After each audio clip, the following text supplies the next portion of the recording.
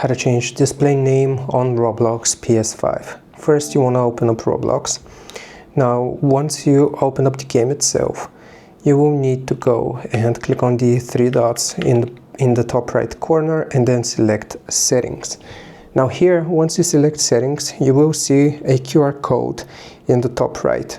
So what you want to do is to get your phone here, and you will just scan this QR code and you want to click on the Roblox website.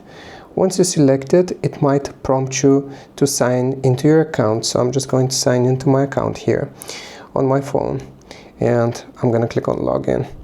Okay, so here, once you have logged in, then you will see your display name, and if you want to change it, you will just click on it and click on the pencil icon next to it, and you can change it to whatever you want. I hope this helps. Leave a like and sub. I'll see you next time.